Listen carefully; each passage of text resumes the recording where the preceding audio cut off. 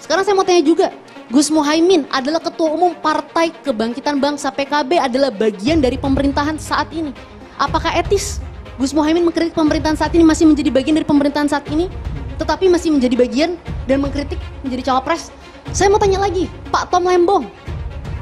Pak Tom Lembong ketika itu adalah menterinya Pak Jokowi, sekarang menyerang Pak Jokowi, mengatakan bicara soal contekan segala macam. Apakah itu etis? Pak Anies dalam debat pertama dan debat ketiga, Pak Anies ketika diberhentikan oleh Presiden Jokowi sebagai menteri, yang menolong, yang mensupport, yang menjadikan Pak Anies Gubernur DKI Jakarta namanya Bapak Prabowo Subianto, Ketua Umum Partai Gerindra. Pak Anies menyerang, membabi buta Pak Prabowo dalam debat pertama dan debat ketiga. Orang yang menolong beliau, apakah itu etis? Saya sekarang tanyakan kembali, silahkan publik menilai. Kalau kita mau bicara santun-santunan. Pas di debat juga saya mati-matian buat ngambil perhatian masyarakat. Ya tetap aja, tapi datamu itu ngawur. Bilang angin nggak punya KTP segala. Saya yang malu. Haduh, Nies. Itu saya berusaha kalem aja Pak buat ngeles. Kesalahan masa lalu kamu itu kebanyakan sih. Saya juga merasa dibohongin nih sama si Mimin. Di awal, dia janjiin banyak banget hal. Sampai maunya jadi ketua. Tapi malah zong. Pak, kesalahan itu saya sudah tutup-tutupin. Kalau soal Cak Mimin, saya juga sebenarnya capek Pak. Coba minta mulutnya diem aja. Percuma saya angkat wakil kalau nggak ada gunanya. Makin kelihatan kan kerenan Ngap Gibran? Iya bener Pak. Oke, bakal saya sampein. Enak banget ya Gus ya, jawabnya sambil baca catatan tadi. Saya catat sedikit. Yang penting ini bukan catatan Mahkamah Konstitusi. Nah gitu dong Gus, jangan lalu tegang kayak waktu debat Cawapres pertama kemarin. Pak Gibran, bagaimana strategi Anda melaksanakan pembangunan berbasis bioregional itu agar keadilan iklim terjaga, keadilan sosial terwujud? Gus Muhaimin ini lucu ya, menanyakan masalah lingkungan hidup tapi itu kok pakai botol-botol plastik itu. Padahal saya, Pak Ganjar, Prof Mahfud pakai botol kaca. Itu gimana itu komitmennya? Botol plastik semua itu. Tapi nggak apa-apa, kita kembali lagi ke topik ya.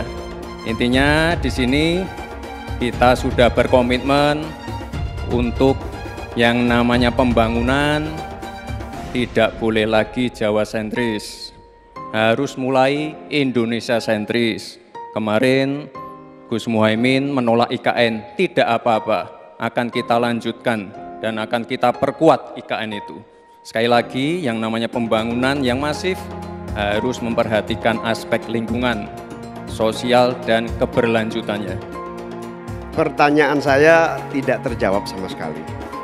Nah, katanya tidak menjawab pertanyaan, tapi Gus Muhaimin malah ngomongin pemerataan pembangunan. Itu kan tadi yang saya omongin Gus. Pemerataan pembangunan yang tidak lagi Jawa sentris, harus Indonesia sentris.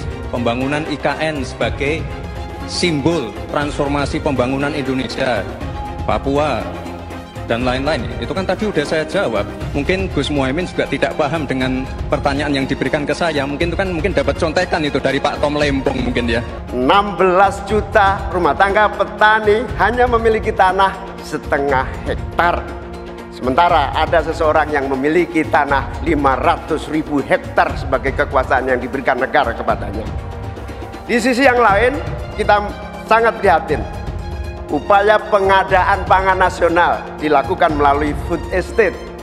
Food estate terbukti mengabaikan petani kita, meninggalkan masyarakat adat kita, menghasilkan konflik agraria, dan bahkan merusak lingkungan kita. Ini harus dihentikan.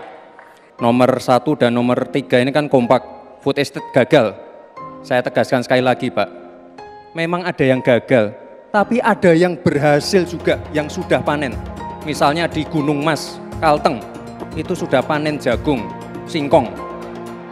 Itu Pak, cek saja nanti ininya, cek saja datanya. Intinya adalah warga jangan diberikan narasi-narasi yang menakutkan. Kita harus optimis Pak. Bapak-bapak ini adalah calon-calon pemimpin, harus optimis. Jangan memberikan narasi-narasi yang menakutkan kepada warga dan masyarakat. Kalau kita mendengar statement-statement dan pidato Pak Prabowo, ini kan pasca debat memang selalu mengarah kepada Anies Baswedan. Ada calon yang ngomong ngasih skor 11 dari 100. Emang gue pikirin. Itu yang pertama. Baru kemudian soal ucapan kebaikan yang kemudian dibalas dengan air tuba, kemudian dianggap malin kundang dan seterusnya. Bagi saya, Pak Prabowo hanya ingin menegaskan bahwa Anies bisa jadi gubernur tak lepas dan tak bukan hanya karena jasanya Pak Prabowo. Pak Prabowo Subianto itu ingin mengatakan bahwa Anies itu adalah orang yang tak tahu terima kasih kepada Pak Prabowo. Itulah yang disebut dengan air susu dibalas air tuba. Harus dipertegas itu buat Pak Anies. Buat saya, Anies Baswedan ini benar-benar keterlaluan. Dia berulang kali menyampaikan kebohongan. Jadi bukan fakta keliru, tapi bohong. Dan semua dia tujukan untuk menjatuhkan Prabowo. Dia misalnya menuduh bahwa anggaran 700 triliun rupiah Kementerian Pertahanan digunakan untuk beli alutsista bekas. Pada saat separuh tentara kita tidak memiliki rumah dinas. Ini bohong banget. Pertama-tama, anggaran yang dimaksud Anies itu anggaran tahun berapa? Alokasi anggaran Kemenhan tahun lalu misalnya hanyalah sekitar 134 triliun rupiah. Jadi jauh banget dari angka 700 triliun rupiah yang disebut Anies. Ya, sengaja dengan mengutip, saya hanya mengulang kata-kata Pak Jokowi di masa lalu. Pak Jokowi dulu nggak tahu persis hartanya Pak Prabowo. Tapi hari ini, negara tahu persis hartanya Pak Prabowo karena dia pejabat negara. Ada laporan kekayaannya dan itu bisa diperiksa. Dan Mas Anies dengan sengaja menginsinuasi Pak Prabowo demi menghasut prajurit. Prajurit, itu Menteri Pertahanan Anda sekarang punya tanah sekian hektar, sementara Anda nggak punya rumah. Itu yang disebut oleh Pak Prabowo ingin menghasut. Kalaupun ada keluarga Pak Prabowo yang punya penguasaan lahan yang luas, tapi itu kan HGU, hak guna usaha di Kalimantan misalnya. Itu kan untuk jadi perkebunan mungkin. Ada yang jadi pertambangan mungkin. Emang kebun bisa dijadikan perumahan prajurit kan nggak bisa. Jadi terang-terang ini buat menghasut. Kita semua menyaksikan Pak Anies dalam 2 debat sangat agresif melakukan serangan ke Pak Prabowo dengan berbagai cara mulai dari kebohongan sampai fitnah. Pokoknya Pak Anies itu totalitas banget untuk menjatuhkan nama Pak Prabowo di depan seluruh masyarakat Indonesia. Dalam debat itu ada banyak kebohongan dan fitnah dari apa yang disampaikan oleh Pak Anies. Kita semua udah tahu itu. Tapi yang buat saya heran adalah mengapa Pak Anies bisa ya terpikir untuk menggunakan cara-cara kotor kayak gitu. Kalau Pak Anies dari awal sudah tahu bahwa Pak Prabowo seburuk yang selalu Pak Anies gambarkan, kenapa juga Pak Anies minta tolong dan dukungan ke orang yang hari ini Pak Anies selalu jatuhkan? Saya jadi berpikir, mungkin buat seorang Anies Baswedan, baik dan buruk itu hanya soal kepentingan aja. Kalau Pak Prabowo, Menteri Pertahanan, rate-nya 11 dari 100, itu kalau berarti kan antara dari 1,1 per 10 ya. Kecil sekali loh itu Pak. Berkira-kira nih, berapa rate seorang menteri yang dipecat? Yang disampaikan oleh Mas Anies itu kebohongan, itu fitnah. Sumbernya tidak jelas, bohong dan sebagainya. Saya lanjut ke Pak Anies dan ini paling banyak bohongnya. Ya, paling banyak bohongnya. Ini bengis sekali ini pernyataan. Bengis dan jahat. Hanya untuk tujuan menjatuhkan Pak Prabowo, kemudian menggunakan data palsu dan bohong. Dan publik itu sudah mendengarkan pernyataan bohong itu. Dan sebagian publik itu sudah mengkonsumsi pernyataan bohong itu. Dan itu berbahaya. Itu pernyataan bohong yang luar biasa.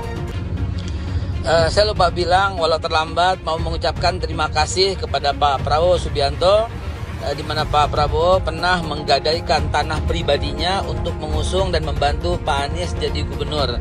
Sekali lagi terima kasih Pak Prabowo ya, karena bantuan Bapak dan sumbangsi serta secara pribadi Bapak menggadaikan tanah ya untuk membantu Pak Anies jadi gubernur. Jadi sekali lagi terima kasih. Walau terlambat, nggak apa-apa, ucapkan terima kasih. Bisa dicek Pak Jokowi sendiri. Saya belum nyampein Bapak Presiden. Saya sebelum jadi menteri, saya berusaha, saya menguasai lahan hak guna usaha. Ya. Hak guna usaha. Kemarin juga salah-salah melulu itu. Bukan 343.000 hektar, bukan. Mendekati 500.000 hektar.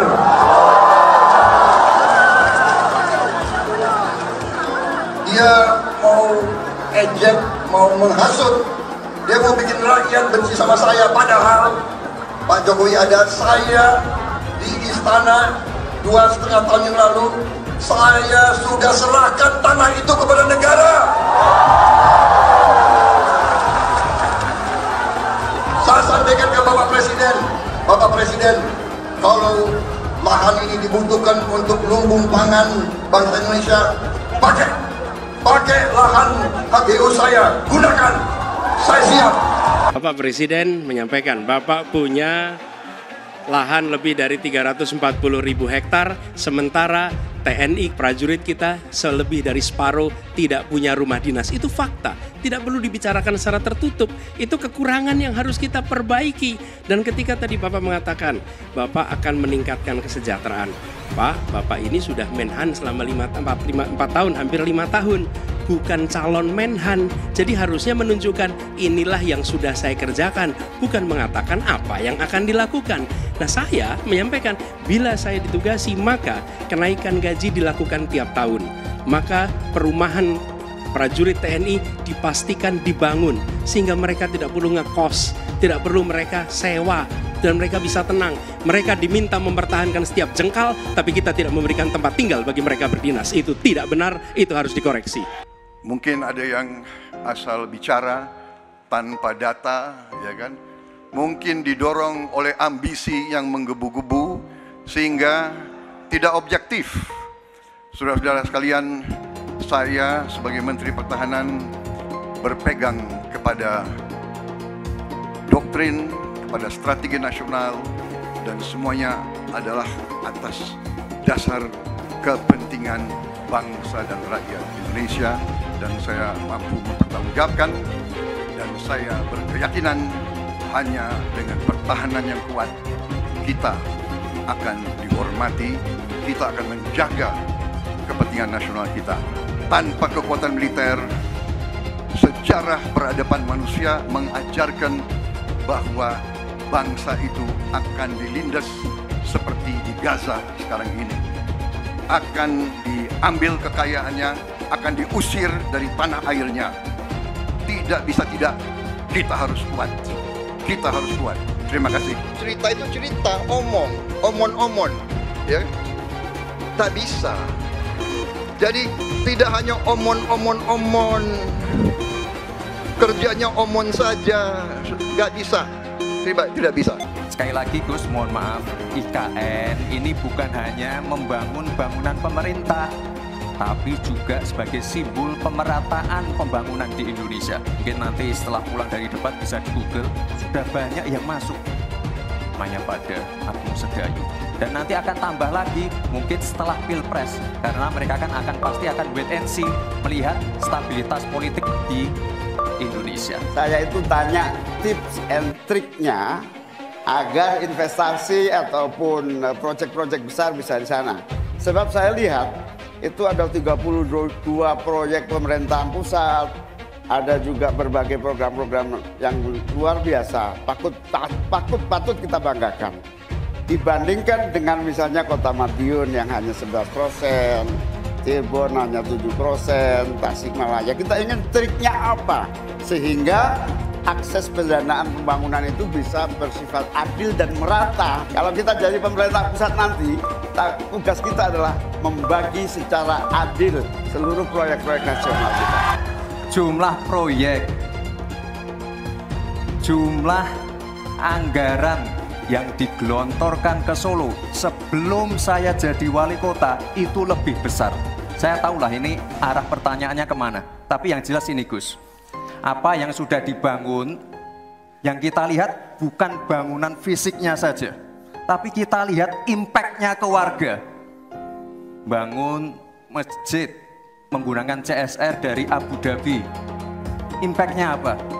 UMKM kita sekarang melesat, wisata kita melesat. Kemarin waktu Idul Fitri, kunjungan wisatawan ke Solo melebihi Jogja. Itu impact-nya. Kita juga harus berkolaborasi, tidak semuanya pakai APBN. Ada yang pakai APBN plus APBD plus dibantu, saya sering dibantu Pak Ganjar, gubernur saya. Ini kolaborasi. Kita punya kebun binatang Solo Safari, tidak pakai APBN. Masjid tidak pakai APBN. Tapi impact-nya apa? Impact-nya ke masyarakat. Jadi yang kita lihat ini Gus, tidak perlu tendensius seperti itu. Kita lihat impact-nya ke warga seperti apa. UMKM meningkat, kesejahteraan meningkat, lapangan pekerjaan terbuka. Itu yang kita lihat Gus. Jadi tidak melihat, oh ini dia anak emas kan. Enggak. Pemerataan pembangunan itu sudah terjadi di mana-mana, bukan hanya di Solo. Dan itu fakta loh Gus. Proyek di Solo sebelum saya menjabat itu lebih banyak. Fakta itu. Terima kasih. Seluruh proyek-proyek besar yang ambisius, ini IKN sebagai salah satu contoh saja, itu kalau hanya mengandalkan APBN hampir 500 triliun. Saya ingat sekali Gus Muhaimin dulu sempat ikut meresmikan dan potong tumpeng di IKN. Ini gimana? Ini nggak konsisten. Dulu dukung, sekarang nggak dukung karena menjadi wakilnya Pak Anies yang mengusung tema perubahan.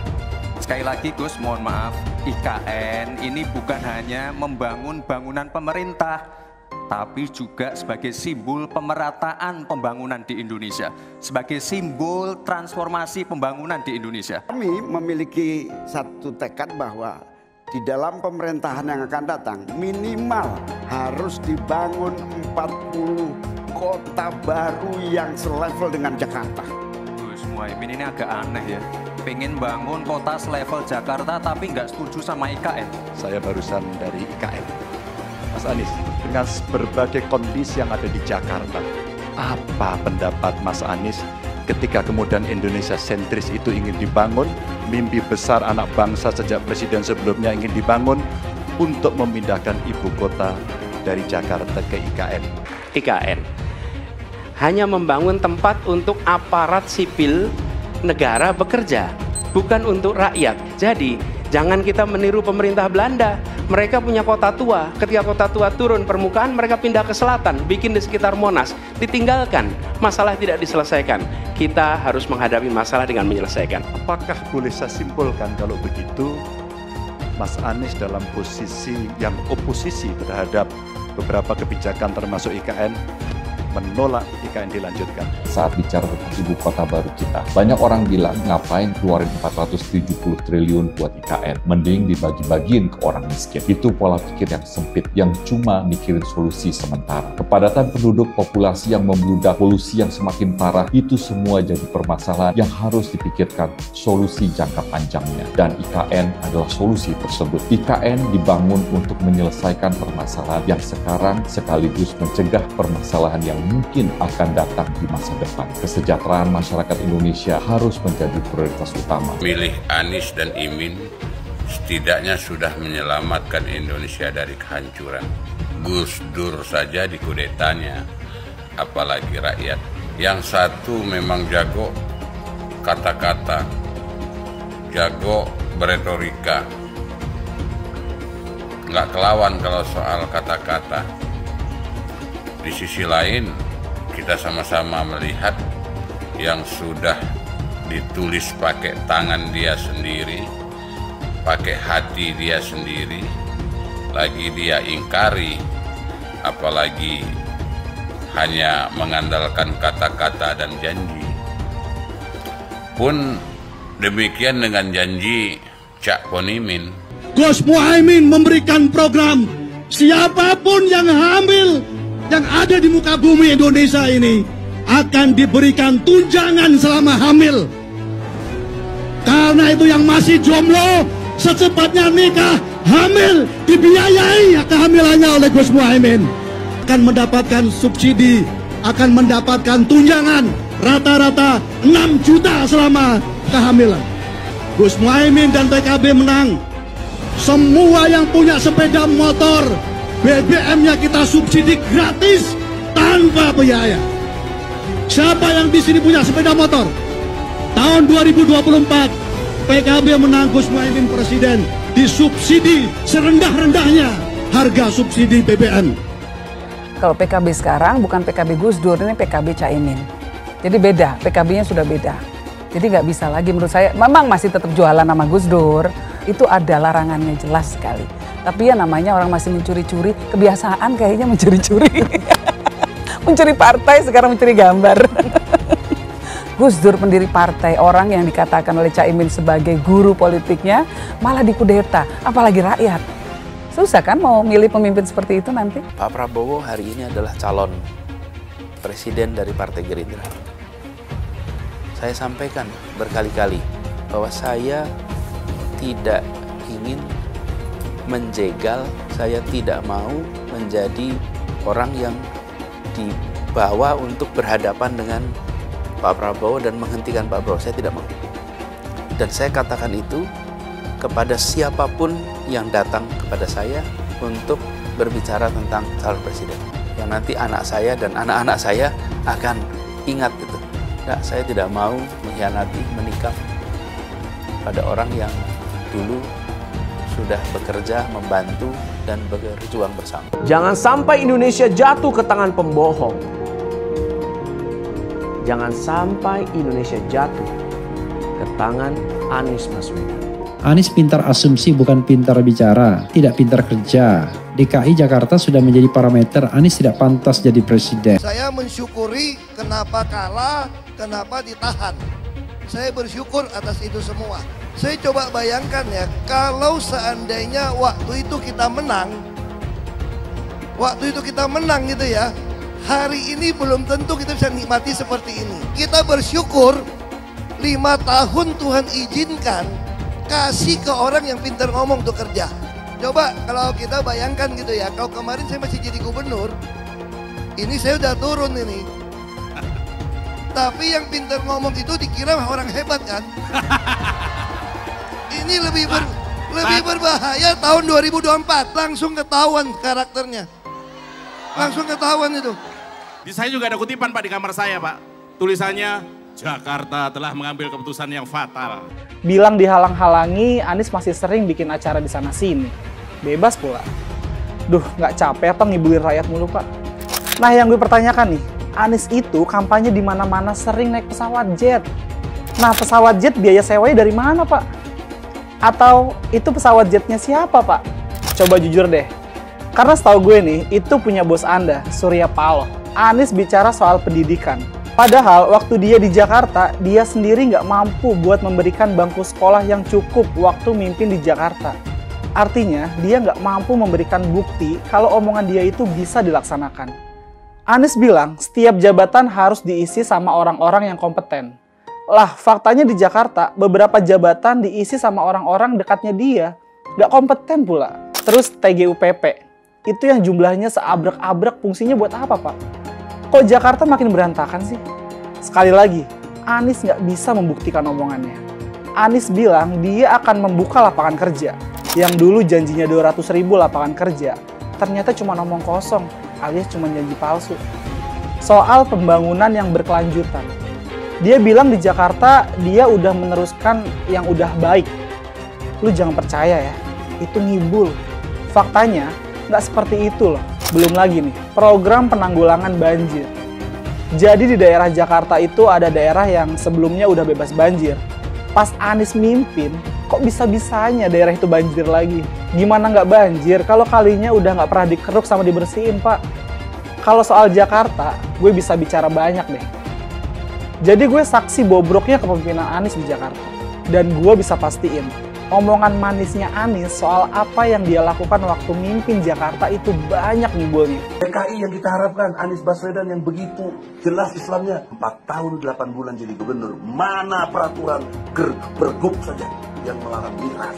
Mana perda Islam apalagi? Yang akhirnya tidak berani juga menegakkan hukum Islam. Banjir tetap banjir, macet tetap macet. Kriminalitas Jakarta, Anda tahu 2 menit sekali terjadi pencurian. Sekarang orang sedang euforia, dia mau dicapreskan lagi. Bagaimana umat terjebak lagi, bodoh lagi, masuk lagi. Kalau misalnya memang Anies itu mau maju dan dia tekad mau menegakkan hukum Islam dan menyatakan perlawanan, saya peduli. Tapi dia tidak lakukan itu. Bapak politik identitas Indonesia Anies Baswedan, Bapak intoleransi Indonesia Anies Baswedan. Jangan lupakan, jangan terlena, jangan sampai dia pecahkan kita dengan dagangan ayat dan mayatnya. Air itu turun dari langit, turunnya ke atap rumah langsung sumur bor, bukan ke sungai dan ke laut. Jangan hanya konsentrasi pada pembangunan, benda-benda mati yang indah difoto dan bisa ditunjukkan dalam 5 tahun hasilnya. Kalau kita mau menilai sebuah janji, maka lihat janjinya, lalu lihat kenyataannya. Dulu janjinya apa ya? Dan ini aneh, betul-betul aneh. Ini bukan kampanye, tapi saya sampaikan sini. Di satu sisi menyiapkan jalur-jalur air untuk dikirim ke laut, di sisi lain di lautnya dipasang dengan pulau reklamasi, tinggal tunggu waktu jadi rob, air balik. Dan ini melawan sunatullah. Kenapa? Air itu turun dari langit ke bumi, bukan ke laut. Harusnya dimasukkan ke dalam bumi, masukkan tanah. Di seluruh dunia air jatuh itu dimasukkan ke tanah, bukan dialirkan pakai gorong-gorong raksasa ke laut. Jakarta telah mengambil keputusan yang fatal. Bukan banjir, itu memang parkir air. Bukan banjir, itu memang parkir air. Masyarakat berkeliling dengan membawa toa untuk memberitahu semuanya, termasuk sirine. Ibon 82 miliar. Apa alat transportasi yang dimiliki oleh hampir setiap orang? Alat transportasi yang dimiliki semua orang adalah kaki. Kalau seandainya orang Jakarta percaya Pak Anies jadi gubernur pun, saya berani jamin kok dia akan lakukan normalisasi yang sama seperti saya lakukan kok. Nggak usah bohong lah. Ketika air sampai di muara, maka siap untuk dipompa ke laut. Pancasila Soekarno, ketuhanan ada di pantai. Anak Tuhan dari mana? Kalau Yesus anak Tuhan, bidangnya siapa? Besok di seluruh wilayah Indonesia kami katakan damai. Iblis hanya menggoda orang yang beriman. Makanya jarang-jarang orang kafir kerasukan setan. Yang kerasukan setan itu orang baik-baik. Jarang, saya belum pernah nengok Cina kerasukan setan. Pernahkah Ahok itu kerasukan setan? Enggak, setannya juga pernah. Karena sesama setan dilarang saling menggoda. Karena di salib itu ada jin kafir. Haleluya. Kepalanya ke kiri apa ke kanan?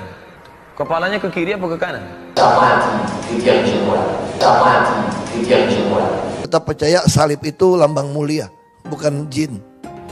Kok ketawa? Aku nggak nyindir siapa-siapa loh. Saya nggak pernah mundur untuk kebenaran, keadilan, kejujuran, dan peri kemanusiaan. Gue nggak pernah mundur. Dan gue nggak pernah takut juga sama lu. Siapapun yang rasis, gue akan hadapin. Gue bilang. Karena rasis itu tidak berperi kemanusiaan. Sama saya ditanya dulu kan, kamu nyesel nggak statement kamu di Pulau Seribu sehingga masih masuk penjara? Tidak pernah nyesel.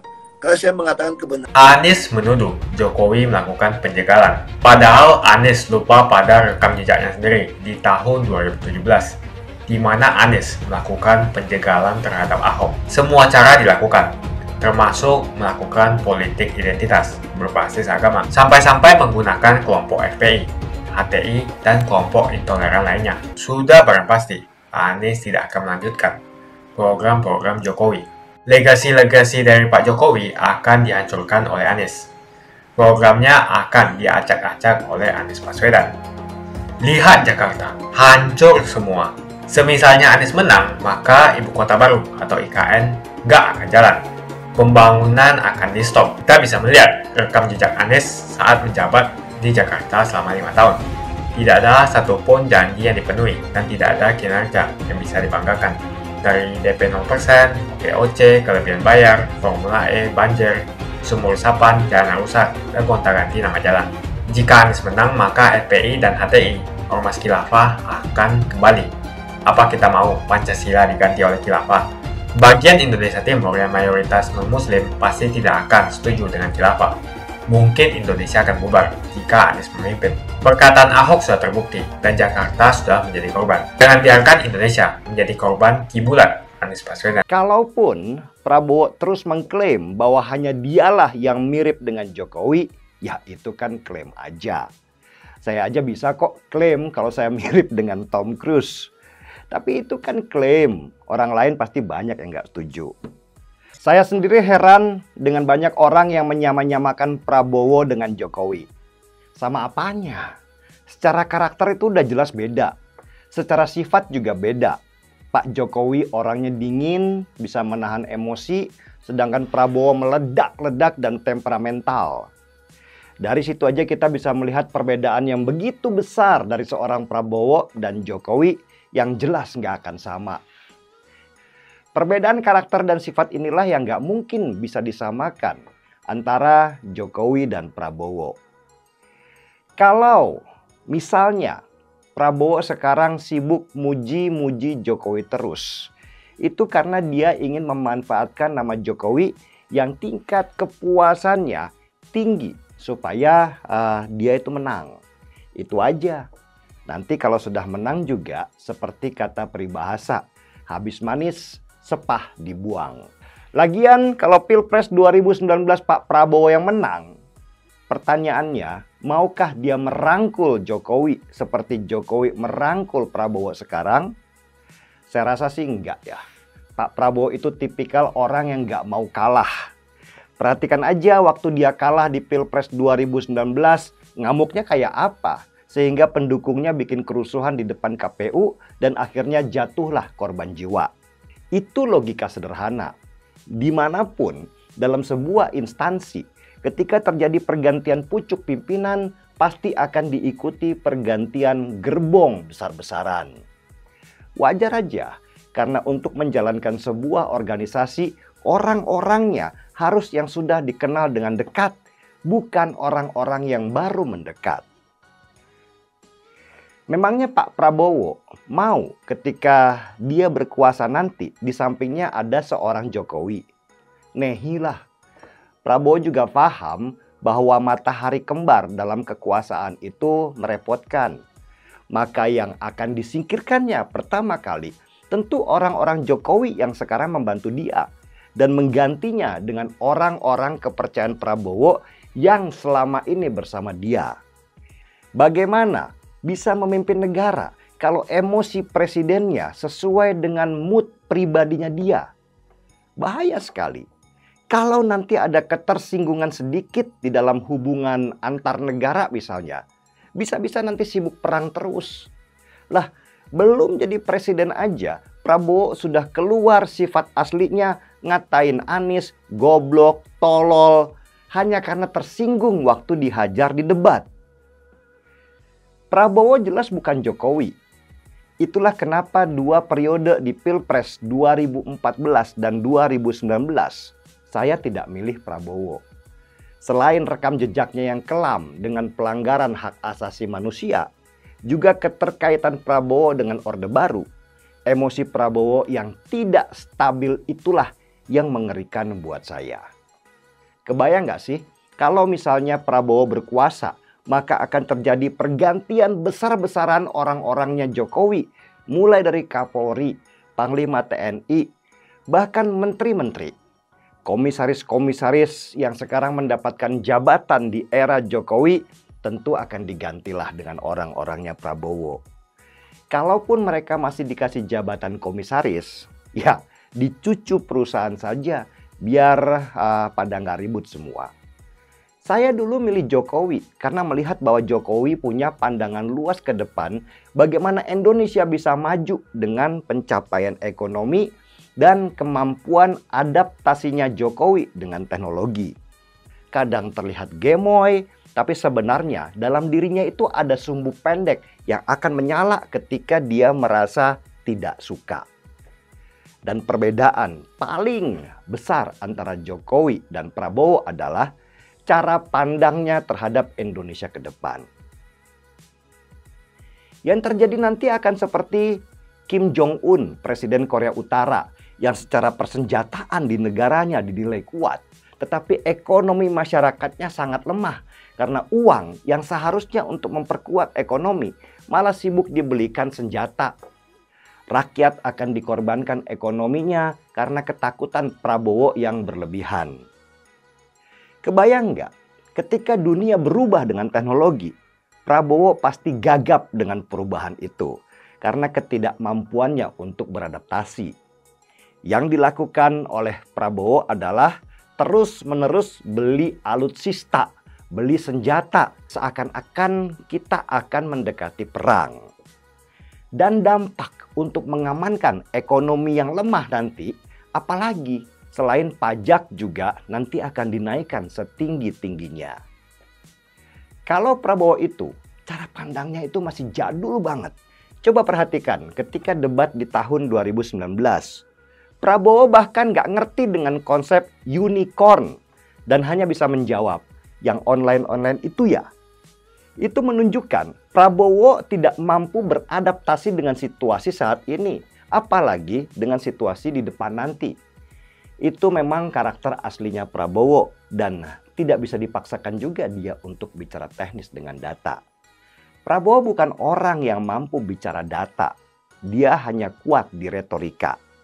Coba saja perhatikan lagi, ketika dia menjadi pembicara, yang ada itu cuman motivasi saja tanpa ada sebuah rencana teknis dan strategis yang matang. Saya tidak bisa membayangkan apa yang terjadi seandainya Prabowo nanti memerintah. Apalagi di sampingnya ada anak bau kencur yang sama sekali nggak punya pengalaman di dalam mengatur negara yang begini besar. Jadi di mananya sih Prabowo itu mirip dengan Jokowi? Nggak ada sama sekali. Beda jauh. Dan ini yang membuat saya sejak dulu tidak memilihnya menjadi pemimpin tertinggi di negara ini. Saya mau nanya, coba sebutkan, apa sih yang membuat kalian senang terhadap Anies? Apa sih kelebihannya? Apa sih yang sudah dilakukan sesuai dengan janjinya? Saya yakin kalian tidak bisa menjawab ini. Tolong tuliskan satu saja kelebihan Anies Baswedan di kolom komentar. Jokowi takut legasinya dirusak Anies Baswedan. Lihat Jakarta, hancur semua. Publik menyoroti sejumlah gerakan yang dilakukan oleh Joko Widodo alias Jokowi di Indonesia. Hal tersebut merupakan respon yang cukup wajar. Hal tersebut karena adanya ketakutan dalam Jokowi. Presiden menurutnya di tengah kelimpungan dengan adanya kemungkinan bahwa kemenangan yang diraih oleh Anies Baswedan. Hal tersebut dapat berujung pada hancurnya sejumlah program dari Jokowi. Hal tersebut jelas terjadi karena penerus kekuasaan kepala negara bukan dari kelompok Pak Jokowi. Lihat saja misalnya di Jakarta. Anies menghancurkan semuanya. Legasi-legasi dari Pak Jokowi akan dihancurkan oleh Anies. Programnya akan diacak-acak oleh Anies Baswedan. Wajar-wajar saja jika Jokowi dalam pusaran ketakutan ketika masa kekuasaan berakhir di tahun 2024. Sudah barang pasti Anies tidak akan melanjutkan program-program Jokowi. Semisalnya Anies menang, maka Ibu Kota Baru atau IKN nggak akan jalan. Pembangunan akan di-stop. Legasi-legasi Jokowi akan hancur. Anies menuduh Jokowi melakukan penjagalan. Padahal Anies lupa pada rekam jejaknya sendiri di tahun 2017, di mana Anies melakukan penjagalan terhadap Ahok. Semua cara dilakukan, termasuk melakukan politik identitas berbasis agama, sampai-sampai menggunakan kelompok FPI, HTI, dan kelompok intoleran lainnya. Anies Baswedan sampai nekat berkoalisi dengan ormas preman berjubah agama. Di tahun 2024, Anies Baswedan akan kembali menggunakan strategi di tahun 2017. Kelakuan-kelakuan relawan Anies yang menjalankan strategi ini masih pakai pola yang lama. Pola yang lama berupa membangun opini negatif terhadap pemerintah dan Komisi Pemilihan Umum. Curangan Anies lainnya adalah melakukan kampanye sebelum waktunya, di mana dia mengganti namanya menjadi head start untuk membingungkan publik. Atau kecurangan Anies Baswedan yang menggunakan jet pribadi saat kampanye di mana-mana. Berapa kecurangan dari biaya kampanye yang menggunakan jet pribadi? Apakah ini datang dari korupsi BTS yang dilakukan oleh Menkominfo dari Partai Nasdem? Tak main-main kecurangan maling atau korupsi yang dilakukan oleh Johnny G. Plate adalah sebesar 8 triliun rupiah. Suka tidak suka, senang tidak senang, sadar atau tidak sadar, pola Anies Baswedan ini sudah basi.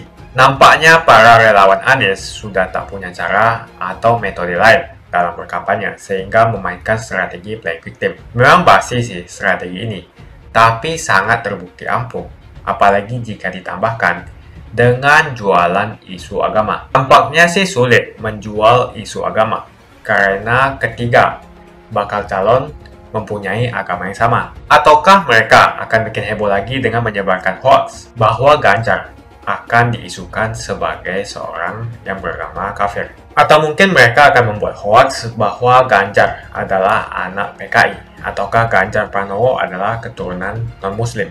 Kita bisa melihat rekam jejak Anies saat menjabat di Jakarta selama 5 tahun. tidak ada satupun janji yang dipenuhi dan tidak ada kinerja yang bisa dibanggakan. Dari DP 0%, OPOC, kelebihan bayar, Formula E, banjir, sumur resapan, jalan rusak, dan gonta-ganti nama jalan. Diketahui Anies pun masih berhutang 100 miliar kepada Sandiaga Uno, dan sampai saat ini belum dibayarkan. Untuk jadi gubernur saja, Anies sampai berhutang 100 miliar kepada Sandiaga Uno, dan belum dibayarkan. Apalagi jadi presiden, berapa triliun yang akan Anies hutangkan? Dan bagaimana Anies bisa membayar utang triliunan itu? Apakah Indonesia siap untuk dijual? Jika Anies menang, maka FPI dan HTI, Ormas Khilafah, akan kembali. Apa kita mau Pancasila diganti oleh Khilafah? Bagian Indonesia Timur yang mayoritas non-Muslim pasti tidak akan setuju dengan Khilafah. Mungkin Indonesia akan bubar jika Anies memimpin. Perkataan Ahok sudah terbukti dan Jakarta sudah menjadi korban. Jangan biarkan Indonesia menjadi korban kibulan Anies Baswedan. Begitu saja opini saya tentang Anies Baswedan. Bagaimana opini kalian?